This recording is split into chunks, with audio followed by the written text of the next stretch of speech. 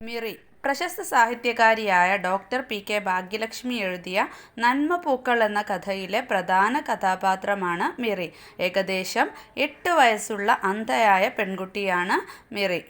അച്ഛനും അമ്മയ്ക്കും വൃദ്ധരായ മുത്തച്ഛനും മുത്തശ്ശിക്കുമൊപ്പം മനോഹരമായ കുഞ്ഞു വീട്ടിലാണ് അവൾ താമസിച്ചിരുന്നത്.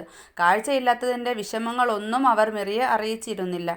ഇടയ്ക്കിടെ നാട്ടിലുണ്ടായിക്കൊണ്ടിരിക്കുന്ന ഒരു ദുരന്തത്തിൽ അച്ഛനെയും അമ്മയെയും മിറിക്ക് നഷ്ടപ്പെടുന്നു.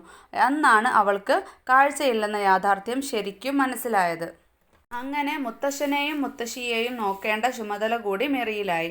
തണുപ്പ് കാലത്തേക്ക് മുത്തശ്ശനും മുത്തശ്ശിക്കും ചൂടുകുപ്പായം വാങ്ങിക്കൊടുക്കാൻ വേണ്ടി ഷൂ പോളിഷ് ചെയ്യാനായി അവൾ നിന്നു. പുതിയ സ്കൂൾ വർഷം പിറന്നപ്പോൾ അവളെ കൂട്ടിക്കൊണ്ടുപോകാൻ വന്ന കൂട്ടുകാരികൾ വിഷമത്തോടെയാണ് തിരിച്ചുപോയത്. ഈ കഥ ഇതോടെ അവസാനിക്കുന്നില്ല. മിറിയുടെ കൂട്ടുകാർ വെറുതെ ഇരിക്കാതെ അവരുടെ പണപ്പൊതികളെല്ലാം എടുത്ത് 2 ചൂടുകുപ്പായങ്ങൾ വാങ്ങി മിറിക്ക് കൊടുത്തു. കൂടാതെ പാഠങ്ങൾ പറഞ്ഞു കൊടുക്കുകയും ടീച്ചറുടെ ശ്രദ്ധയിൽപ്പെടുത്തുകയും ചെയ്തു. ഇപ്പോൾ അവളെ സംരക്ഷിക്കാൻ ഒരുപാട് പേരാണ്. ഈ കഥ വായിച്ചു കഴിയുമ്പോൾ നമ്മുടെ മനസ്സിൽ ദുഃഖമെല്ലാം മാഞ്ഞ് സന്തോഷമാകുന്നു.